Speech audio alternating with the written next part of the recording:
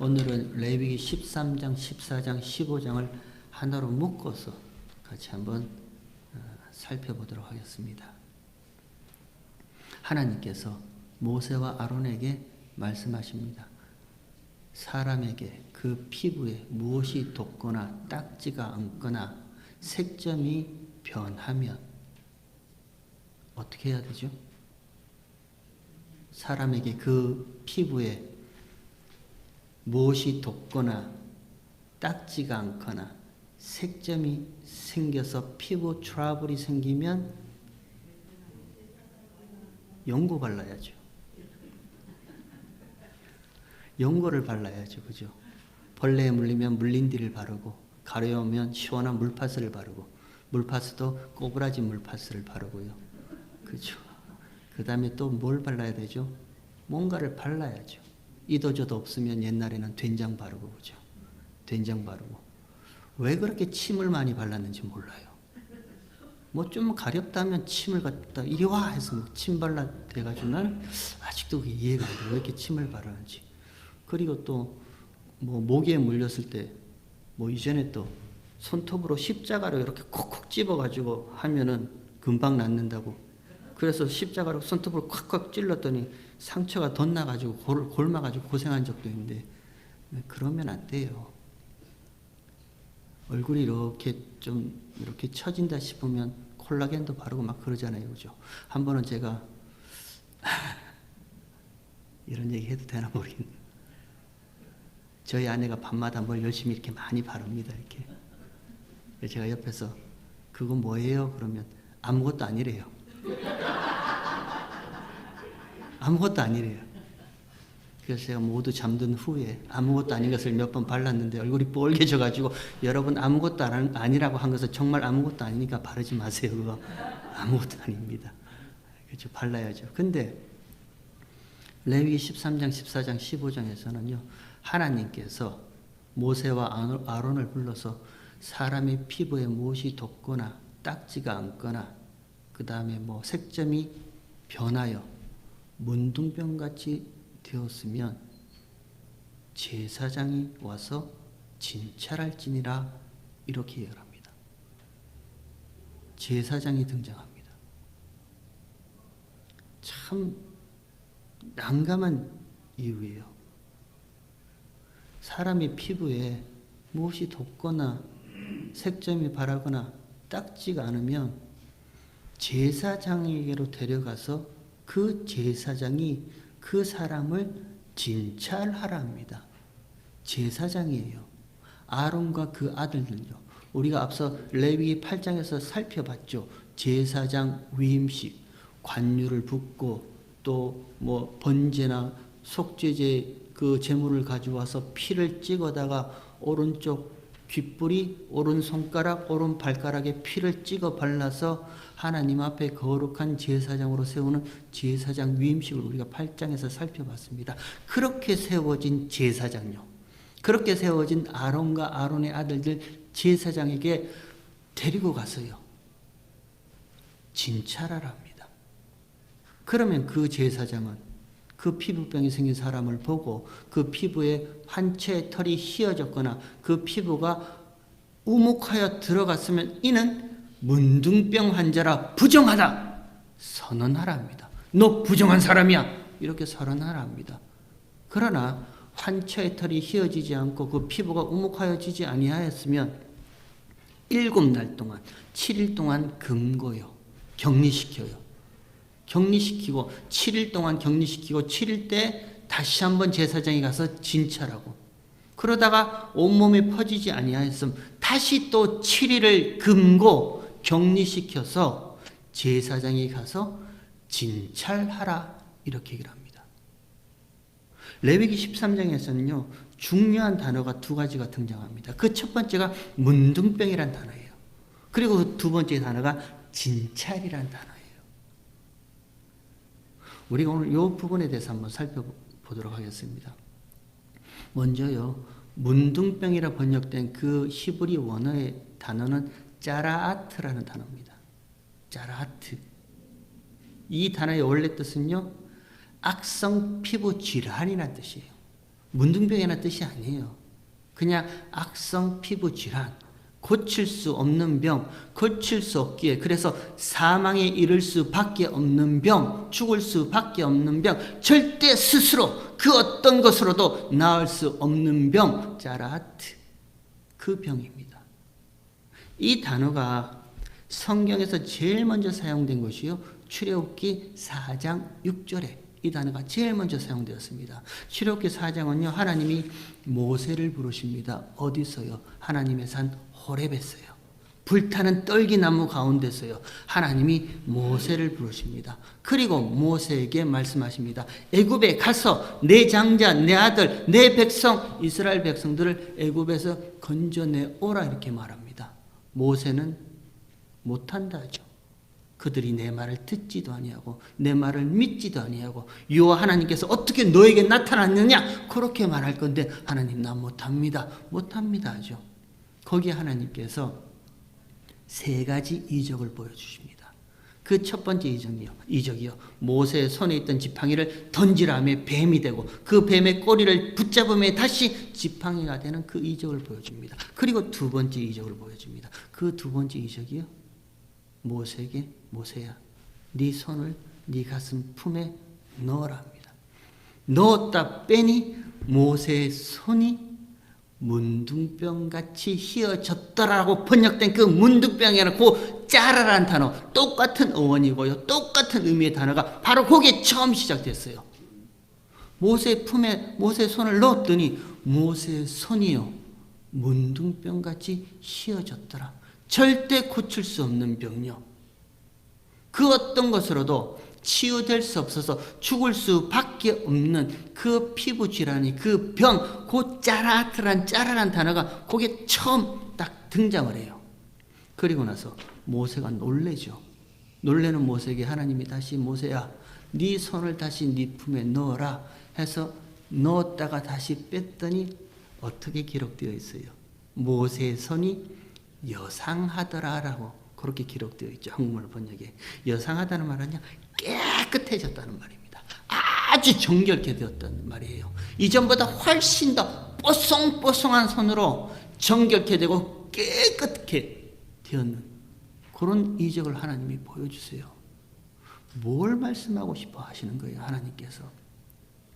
그 모세의 손이 문둥병같이 휘어지게 되었다가 다시 모세의 품에 넣었더니 예전보다 훨씬 더 깨끗하고 정결한 모세의 손으로 병쾌하시는 그 일을 두고 하나님이 뭘 얘기하시는 거예요?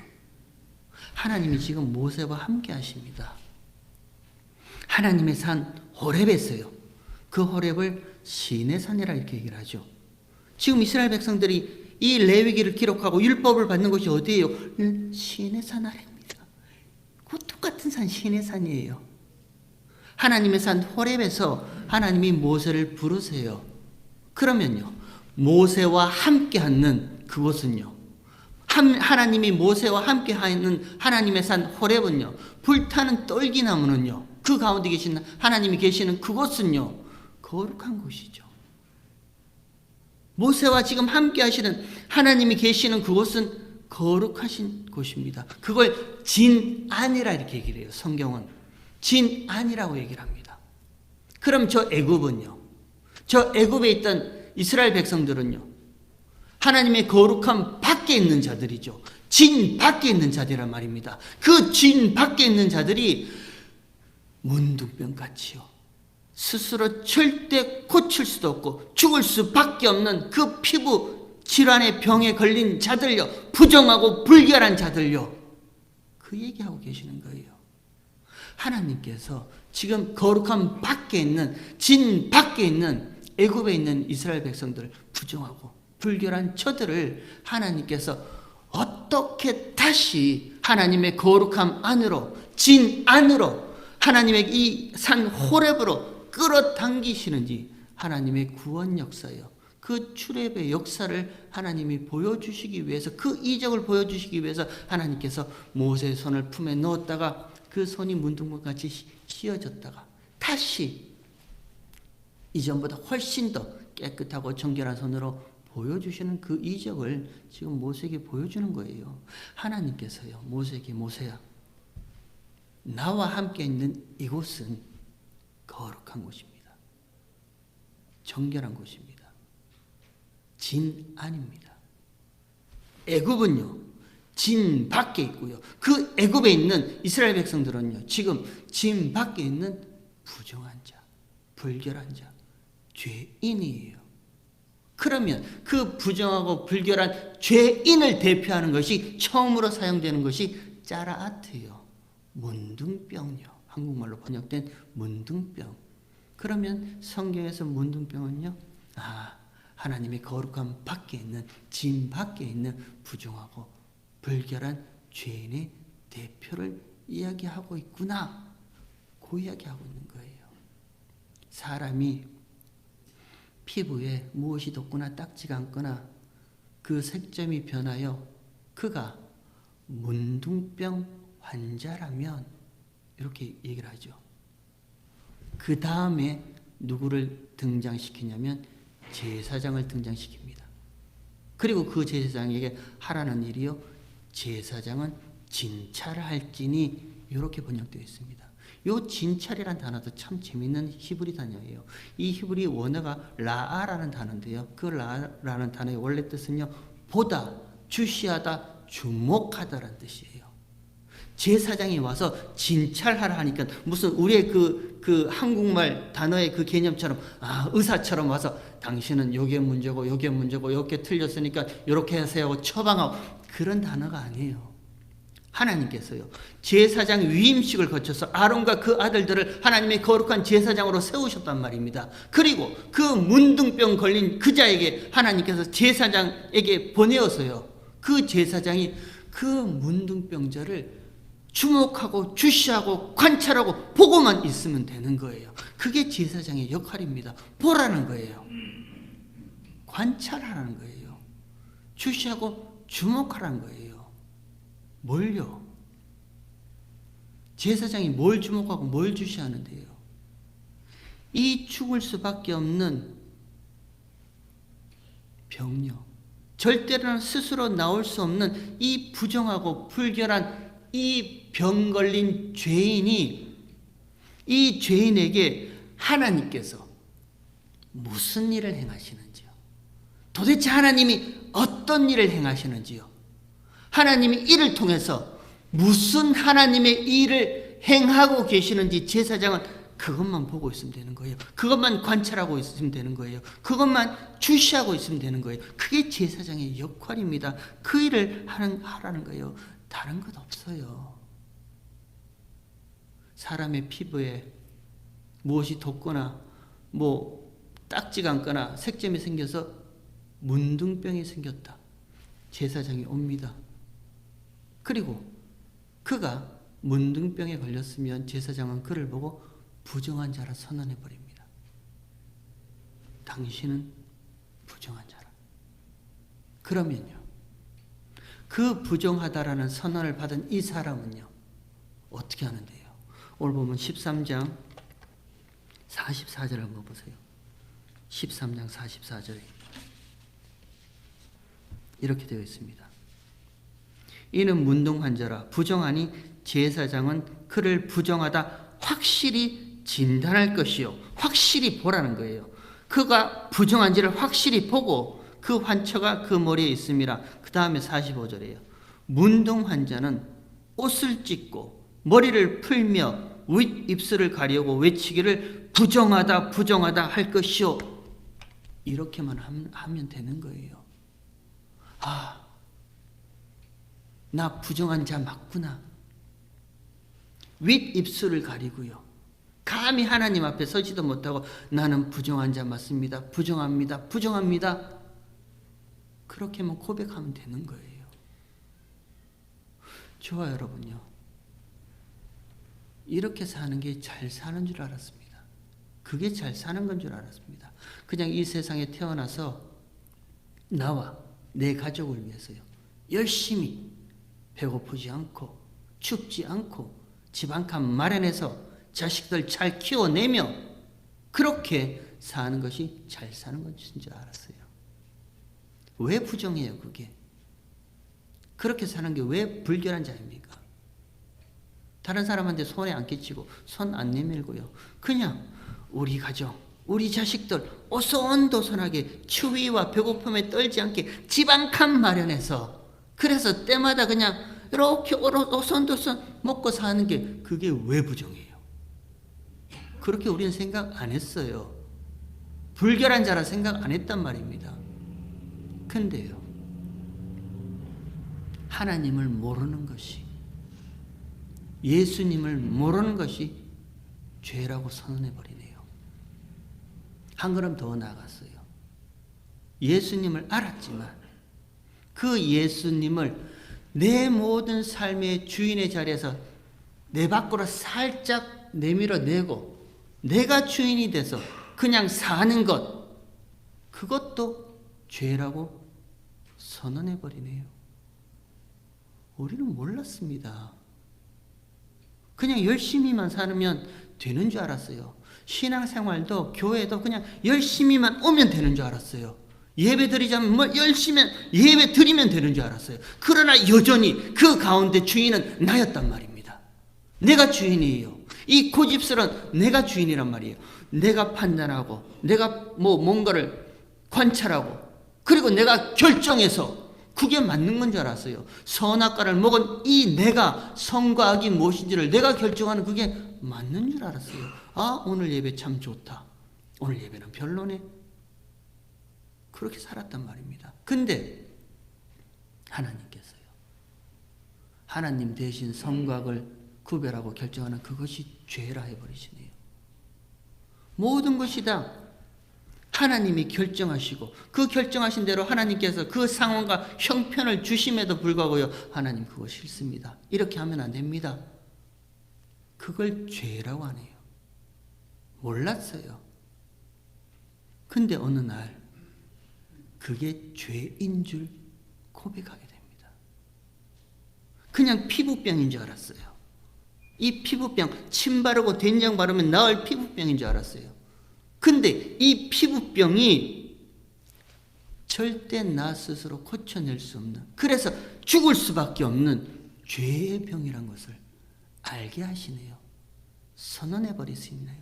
십자가에서 그렇게 우리 모두를 다 죄인이라고 그렇게 말해버리시네요. 그럼 그걸 아는 우리는요, 우리는 뭘 하면 돼요?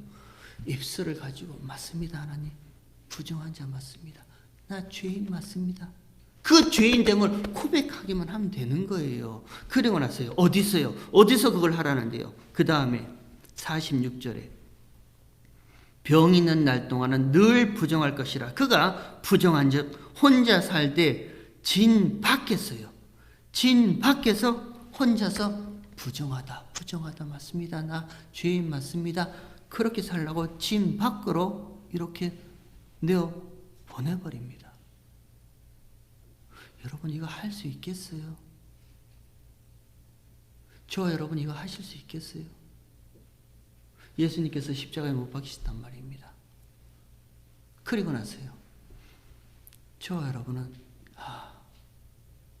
내가 예수 밖에 있던 자 맞네, 하나님 밖에 있던 자 맞네, 예수를 믿는다 하지만, 하나님을 믿는다 하지만, 교회도 다니고 신앙생활도 한다 하지만 내 마음은 여전히 나밖에 없네, 예수 밖에, 진 밖에 있는 자 맞습니다, 나 죄인 맞습니다.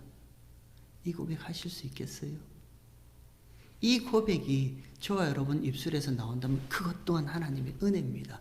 아무도 못해요. 할 수 없는 일이에요. 하나님께서 은혜 베푸신 자만요, 제사장이 가서 그를 진찰하고 그에게 당신은 부정하다, 부정한 자, 죄인 맞습니다 라고 그 말이 나한테 떨어졌을 때요, 하나님의 은혜가 아니면 나는 진 밖에, 예수 밖에 있는, 은혜 밖에 있는 죄인 맞습니다, 그 고백 아무도 못해요. 근데 그 고백을 하는 거예요. 그렇게 고백하라 합니다.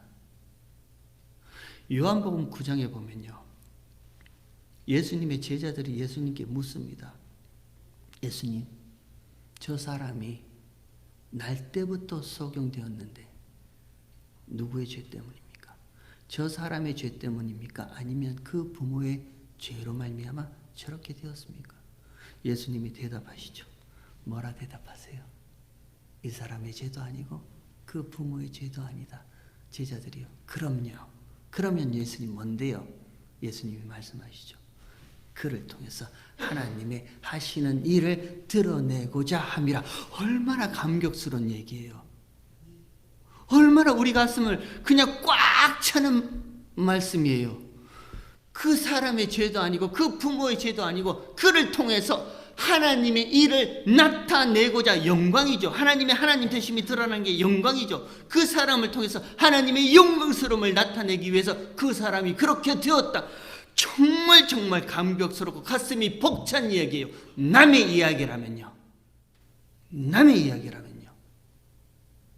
집사님, 권사님, 형제님, 자매님, 무슨 하나님의 뜻이 있어서 그럴 것입니다. 하나님의 계획이 있을 거예요. 그러니 용기 내세요. 힘내세요. 그러니 끝까지 견뎌내세요. 남의 이야기라면 저도 늘 조심해요. 어둡지 않은 격려 같은 건 하지 말아야지. 늘 저도 조심합니다. 남의 이야기라면요. 그것이 나의 이야기라면요. 내 일이라면 손톱 밑에 박힌 이 가시 하나, 이 고통 하나 참지 못해서 죽겠다고 소리지는 내 일이라면요. 그 말씀이 감격스럽겠어요. 죽겠다 소리 지르겠죠. 하나님, 내가 뭘 잘못했길래, 내가 도대체 무슨 죄가 있길래 이 손톱 밑에 이 가시의 고통까지도 하나님께서 그렇게 해주세요. 원망하지 않겠어요? 불평하지 않겠어요?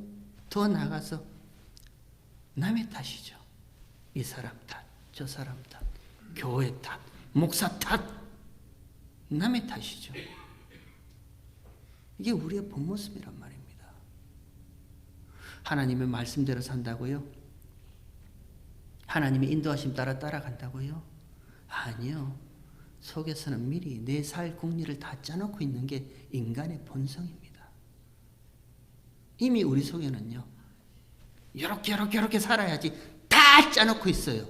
그럼에도 내 밖에서 나오는 그 말은요, 그저 뭐 하나님께서 인도하시는 대로, 하나님께서 이끄시는 대로 살 수밖에 더 있겠어요. 그래서 하나님이 인도하심 내 뜻과 맞지 않으면 금방 얼굴색이 변하죠.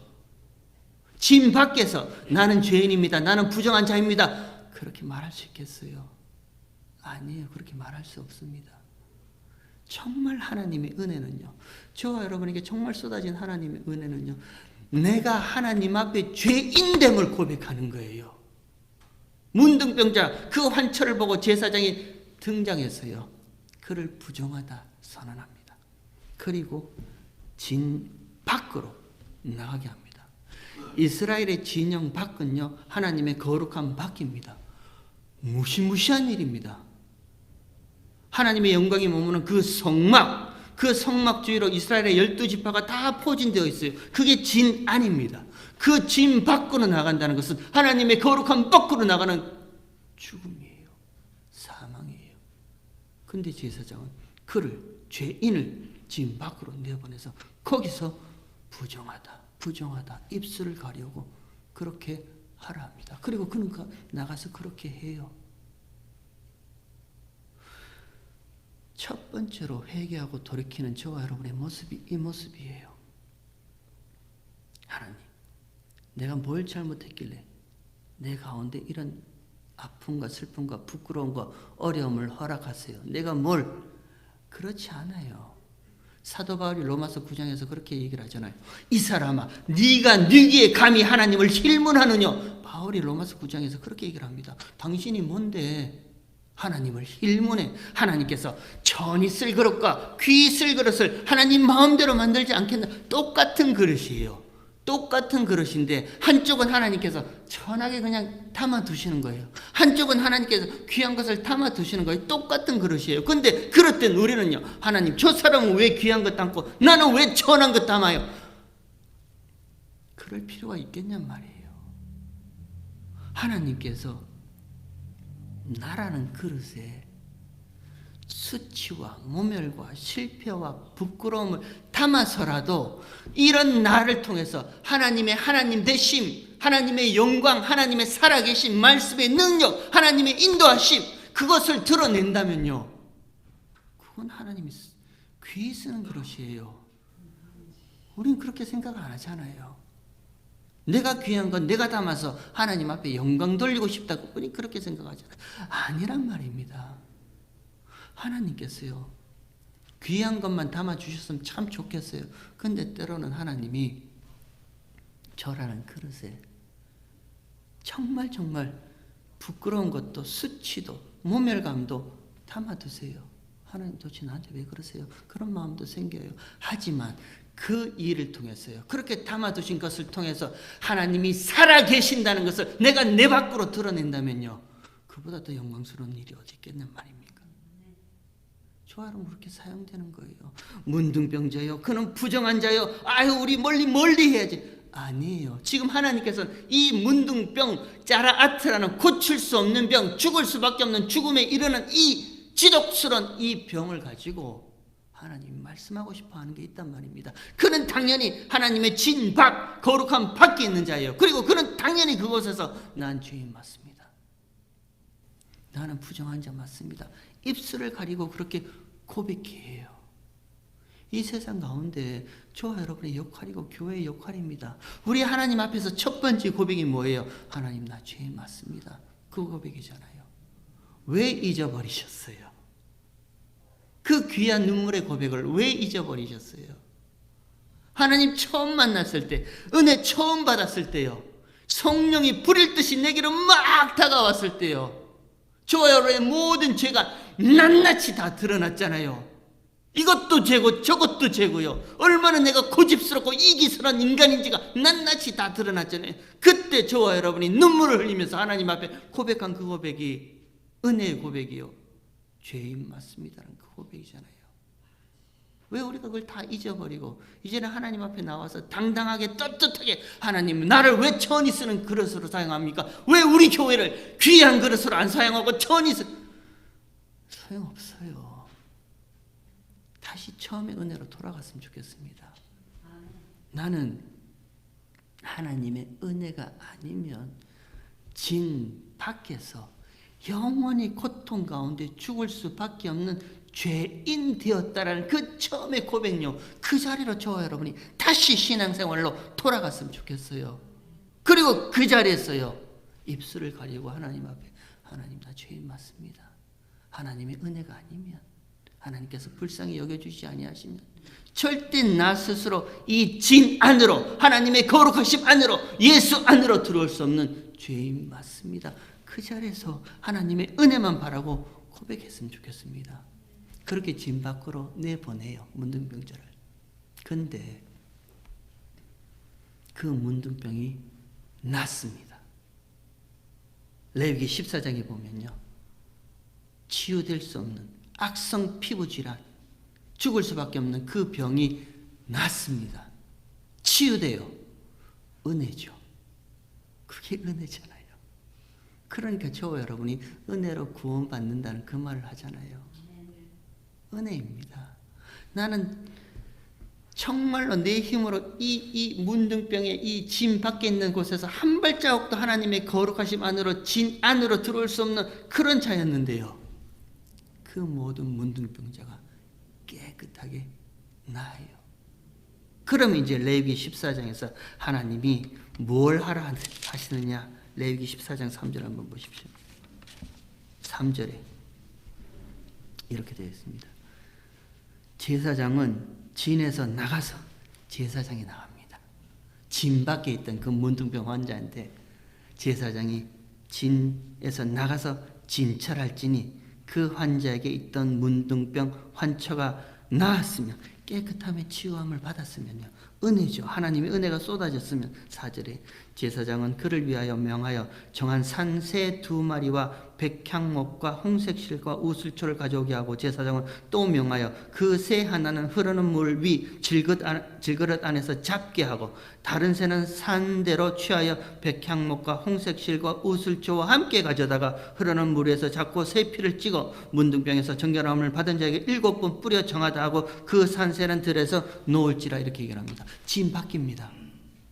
이스라엘 진영 밖에 제사장이 나갔어요. 그가 하나님의 은혜로 깨끗함을 받았으면 살아있는 새 2마리를 가져갑니다. 왜요? 하나는 잡아서 죽여서 피를 찍어서 그 환자에게 바릅니다. 그리고 또 한 마리는요, 들판에 광야에, 진 밖은 광야예요. 광야로 밖으로 날려서 내보냅니다. 왜 그렇게 하는가? 살아서 날아가는 그 새는, 그 날아갈 수 있는 그 새는요, 먼저 죽은 이 새의 피 때문에 살아서 날아간다는 걸 그렇게 보여주는 거예요. 그렇게 보여줍니다. 그리고 나서요, 그 다음에 10절을 한번 보세요. 10절에 제8일에 그는 흠없는 어린 수양 2과 1년 된 흠없는 어린 암양 하나로, 또 고운 가루 에바 10분의 3의 기름 섞인 소재물과 기름 한 녹을 취할 것이요, 정결케 하는 제사장은 정결함을 받을 자와 그 물건들을 회막문 요 앞에 두고 어린 수양 하나를 취하여 기름 한 녹과 아울러 속건제로 들이대 요 앞에 흔들어 요제를 삼고, 그 어린 수양은 거룩한 장소 곧 속죄제와 번제 희생 잡는 곳에서 잡을 것이며, 속건제물은 속죄제물과 일례로 제사장에 돌릴지니 이는 지극히 거룩한 것이라. 14절 제사장은 그 속건제 희생의 피를 취하여 정결함을 받을 자의 우편 귓불이요 우편 손 엄지가락과 우편 발가락에 바를 것이요, 제사장은 또 그 한 녹의 기름을 취하여 자기 좌편 손바닥에 바르고 우편 손가락으로 좌편 손에 기름을 찍어 그 손가락으로 그것을 요 앞에 7번 뿌릴 것이요. 17절 손에 남은 기름은 제사장이 정결함을 받는 자의 우편 귓불이와 우편 손가락 엄지손가락과 우편 엄지가락 곧 속건제 희생의 피 위에 바를 것이라. 이렇게 되어 있습니다. 복잡하죠. 간단하게 얘기할게요. 새를 날려보냅니다. 그리고 나서 데리고 들어옵니다. 진 안으로 데리고 들어옵니다. 그리고 제사를 드려요. 근데 이 제사를 드리는 모습이 이전에 어디서 한번 본 것 같지 않나요? 똑같지 않아요? 레위기 8장에 보면 제사장 위임식 때 똑같은 모습으로 제사를 드립니다. 오른편 귓불이와 오른 엄지손가락과 오른 발가락에 바릅니다. 그리고 제사를 드려요. 위임식 제사와 똑같은 모습으로 제사를 드리게 해요. 근데 한 가지 다른 것이 있습니다. 말씀을 조금 보면요, 한 가지 다른 게 있어요. 위임식 제사장과 그 모양은 똑같은 제사의 모양인데 달라요. 한 가지가. 뭐가 다른가? 제사장 위임식 때는요, 기름을 먼저 바릅니다. 관유. 기름을 머리에 붓고 기름을 먼저 발라요. 그리고 그 제물의 피를 기름 바른 그 위에, 기름 위에요, 오른쪽 귓불이와 오른쪽 엄지손가락과 오른쪽 발가락에 기름 위에 피를 발라요. 근데 문둥병자의 환처가 나아서 이제는 그가 깨끗함을 치유받은 은혜 받은 자가 다시 진 안으로 들어와서 하나님의 거룩함 안으로 들어와서 드리는 이 14장의 정결 예식의 제사의 모습은요, 피를 먼저 발라요. 제물의 피를 먼저 바릅니다. 그리고 그 위에 기름을 바릅니다. 피가 먼저예요. 왜요? 이 환처에, 이 병자의 환처가 깨끗함을 치유받을 수 있는 유일한 길은 피밖에 없다라는 거예요. 앞선 제사장으로 세워진 그 제사장의 피, 그 피로 말미암아 이가 깨끗함을 받았다는 거예요. 그리고 그 피 위에 기름을 발라서 이 피로 깨끗함과 정결함을 받은 것을 절대 잊지 말라라고 기름을 발라요. 그렇게 모습이 다릅니다. 그리고 나서 15장에는요. 그 피가 무슨 피인지를 나타내는 게 15장입니다. 15장은 유출병에 대한 이야기입니다. 유출병은 사람의 몸에서 나오는 피예요. 사람의 몸에서 나오는 피가 땅에 떨어지든 침대에 떨어지든 어디에 떨어지든 사람의 몸에서 나오는 피는 다 더럽힌다. 이렇게 얘기를 해요. 그 피는 아니라는 거죠. 그러면 사람의 몸에서 나오는 피가 아니라 정결케 하는 피는요, 유일하게 한 가지밖에 없다라는 거죠. 그게 15장의 이야기예요. 그 피는 예수의 피밖에 없고 십자가의 피밖에 없다. 그게 15장의 유출병을 통해서 아무 피가 아니라 사람의 몸에서 나오는 그 피는 땅이나 침상이나 사람을 더럽히게 하는데, 예수의 피는요, 십자가의 피는 저와 여러분을 정결케 하는 유일한 피다. 그게 15장의 내용까지 그렇게 끝냅니다. 레위기 13장, 14장, 15장의 내용이에요. 여러분, 저와 여러분이 어떤 존재인가는요, 우리는 중요하지만 하나님은 그리 중요하지 않습니다. 저와 여러분이 앞으로 어떻게 살 것인가에 대해서는 저와 여러분은 중요하지만 하나님은 그렇게 중요한 거 아니에요. 그러면요, 하나님에게 중요한 것은요, 저와 여러분과 함께 하시는 하나님께서 이런 날을 통해서 하나님이 어떤 일을 하시는지요, 지금도 하나님이 무슨 일을 하고 계시는지, 그 하나님의 살아계심과 하나님의 역사하심과 하나님의 일하심을 저와 여러분을 통해 보여주시는 것이 하나님의 원하심이에요. 조금 더 넓혀볼까요? 글로리 가진 남교회, 지금 어떤 형편인가, 그렇게 하나님 앞에 중요하지 않아요. 우리한테는 중요하겠죠. 아유, 재정도 늘고 사람도 늘고 조금 더 뭐 일할 건도 많이 하고, 우리한테는 그게 중요하겠죠. 근데 하나님한테는 중요하지가 않아요. 글로리 가진 남교회가 앞으로는 어떻게 될 것인가, 저와 여러분에게는 기도 제목이 되겠죠. 그러나 하나님한테는요, 그것 또한 중요하지 않습니다. 그럼요, 하나님한테 중요한 것은요, 글로리 가진 남교회와 함께 하시는 하나님이 지금도 우리 교회를 통해서 일하고 계시고 움직이고 계시고 역사하고 계신다는 것을 보여주고 싶은 것이 하나님의 마음입니다. 초라해 보이고 약해 보이고 힘들어 보이고 어려워 보이지만, 그럼에도 불구하고요, 살았고 운동력 있는 하나님의 말씀이 이 교회를 통해서 지금도 역사하고 있고요, 진 밖에 있던 자들이 진 안으로 들어오는 그 놀라운 은혜와 내 입술로는 절대 한 번도 나는 죄인이라고 고백하지 못한 그 영혼들이 진 밖에서 내가 죄인 맞습니다, 하나님 돌이켜보니까 내가 나밖에 모르는 죄인으로 살았습니다, 그 눈물이 흘려지는 그 하나님의 역사심이 드러나는 것을 하나님은 원하고 계신다는 거예요. 하나님 바라기는 여러분, 저와 여러분의 인생 내내 또 이 글로리 가진 남교회 위에 하나님이 함께 하실 줄 믿습니다. 그리고 우리는요, 오직 하나님의 살아계심, 하나님의 일하심, 우리를 통해서 하나님이 무슨 일을 하셨는지 우리 밖으로 드러나는 그것이 하나님의 영광이에요. 하나님의 영광만을 드러내는 저와 여러분의 인생 되기를 주의 이름으로 축원합니다.